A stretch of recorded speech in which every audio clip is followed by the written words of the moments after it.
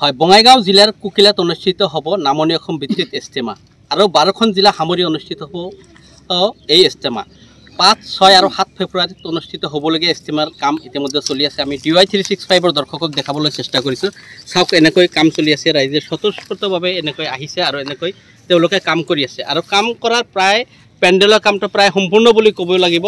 তেওঁলোকে কিন্তু এনেকৈ কাম কৰি আছে, ৰাইজে স্বতঃস্ফূৰ্তভাৱে তাৰ পৰা আৰম্ভ কৰি বিভিন্ন সামগ্ৰী যোগান ধৰিছে, স্বতঃস্ফূৰ্তভাৱে তেওঁলোকে ওলাই আহিছে আৰু এনেকৈ ইজতেমাৰ কাম কৰিছে।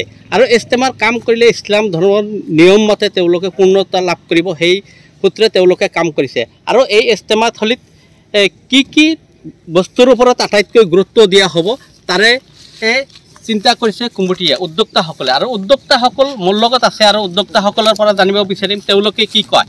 তেওঁলোকৰ কওকচোন, আচলতে কি বস্তুৰ ওপৰত আপোনালোকে বেছি গুৰুত্ব দিব? আসসালামু আলাইকুম। আমি সৌভাগ্যৱান বুলি ক'ব পাৰি প্ৰথমতে, কাৰণ নামনি অসম ভিত্তিত 12খন জিলা মিলিয়ে যিখন ইজতেমা আজি এইখন অঞ্চলত অনুষ্ঠিত হ'বলৈ গৈ আছে। প্ৰথমে উদ্যোক্তাসকল লগতে কৰ্তৃপক্ষক আমি ধন্যবাদ জনাইছোঁ। আমাৰ মূল উদ্দেশ্য বা ইজতেমাৰ মূল উদ্দেশ্য সাধাৰণতে ৰাইজৰ মাজত এটা সজাগতা। সেই সজাগতাৰ মূল টাৰ্গেট হ'ল কি, যে ইয়াৰ পৰা মদ, ভাং, গাঁজা, নাৰী নিৰ্যাতন পৰা আৰম্ভ কৰি নানান ধৰণৰ সামাজিক কুসংস্কাৰ ব্যাধি আছে, এইবিলাকৰ ওপৰত এটা সজাগতা আনিব লাগে। বহুত মানুহ গেদাৰিং হ'ব, সেইবিলাক মানুহৰ মাজত বহুত বিজ্ঞ মানুহে বয়ান ৰাখিব, বক্তব্য ৰাখিব, তেওঁলোকে পৰামৰ্শ দিব, ভাল ভাল কথা ক'ব। মই ভাবোঁ, ৰাইজেও ভাবে এনেকুৱা অনুষ্ঠানৰ জৰিয়তে সমাজৰ সংস্কাৰ নিশ্চয় হ'ব। আৰু লগে লগে মই কৈ যাওঁ যে এই অনুষ্ঠান আমাৰ বা মোৰ ব্যক্তিগত নহয়, বৃহত্তৰ অঞ্চলৰ ৰাইজৰ অনুষ্ঠান।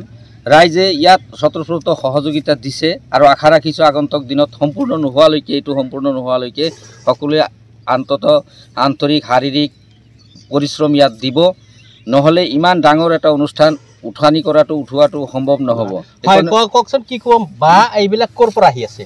বা আচলতে চাওক, আমাৰ যিবিলাক ইছলাম ধৰ্মী মানুহ আছে বা আমাৰ গাঁৱৰ ইছলাম প্ৰতি আকৰ্ষিত মানুহ, তেওঁলোকে নিজৰ পকেটৰ পৰা বা কিনি, বা আমাৰ মছজিদ কমিটি আছে সেই ফালৰ পৰাই আমি বা যোগান ধৰি আছোঁ। হয়, কিমানখন জিলা সামৰি ইজতেমাখন হ'ব?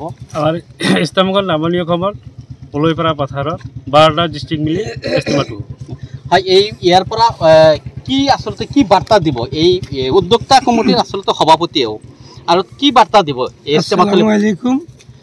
আমি এই ইজতেমাৰ জৰিয়তে আচলতে গোটেই বিশ্ববাসীক আমাৰ ইছলাম যে শান্তিৰ প্ৰতীক, শান্তিৰ ধৰ্ম, আৰু এই শান্তিৰ এটা বাতাবৰণ বা বাৰ্তা আমি গোটেই বিশ্বত দিব বিচাৰি আছোঁ। হয়, শান্তিৰ বাতাবৰণ দিব। ইছলাম ধৰ্ম আচলতে শান্তিৰ ধৰ্ম, আৰু তাৰে বাতাবৰণ দিয়াৰ চেষ্টা কৰিব এই ইজতেমা থলীৰ পৰা। এই ইজতেমাখন কোন জিলাৰ কোন ঠাইত আৰু কেনেকৈ অনুষ্ঠিত কৰিব? আমাৰ বঙাইগাঁও বৰপেটা অঞ্চলৰ মানুহবিলাকক বেছি আমি সহযোগ বিচাৰিছোঁ আৰু ইতিমধ্যে সহযোগ কৰি আছে। গতিকে এইটো যাতে আমাৰ একেবাৰে 7 তাৰিখলৈকে যাতে সোঁতটো বহি থাকে, তাৰ কাৰণে সকলোকে আহ্বান জনাইছোঁ। বঙাইগাঁও, চিৰাং, নলবাৰী, ধুবুৰী, মানকাৰচৰ ইত্যাদিৰ পৰা মানুহ আহি আছে। গতিকে আমি সিহঁতক আৰু জনাওঁ যে তেওঁলোকে আৰু বেছিকৈ আহক, আমাৰ কাম যাতে আৰু সোনকালে সমাধান হয়, তাৰ কাৰণে আমি সকলোকে আহ্বান জনাইছোঁ। আপোনালোকে যিটো প্ৰায় খোৱা লোৱা বা আন কিছু সামগ্ৰীৰ ব্যৱস্থা কৰিছে, মানুহখিনি এইবিলাক নিজাকৈ দি আছে? নিজাকৈ দি আছে, আৰু আমি ৰাইজৰ পৰা সহায় খুজিছোঁ।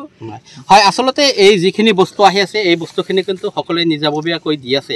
আৰু আটাইতকৈ ডাঙৰ কথা হ'ল যে ইছলাম শান্তিৰ প্ৰতীক, শান্তিৰ ধৰ্ম, আৰু ইয়াৰ পৰা শান্তিৰ বাতাবৰণ তেওঁলোকে বিয়পাব বিচাৰিছে। আৰু বিশেষকৈ মদ, ড্ৰাগছ আৰু বাল্য বিবাহৰ প্ৰতি যিটো আকৰ্ষণ, সেই আকৰ্ষণ যাতে দূৰ হয়, তাৰ পৰা এই ইজতেমাৰ পৰা তেওঁলোকে এক বাতাবৰণ দিয়াৰ চেষ্টা কৰিছে।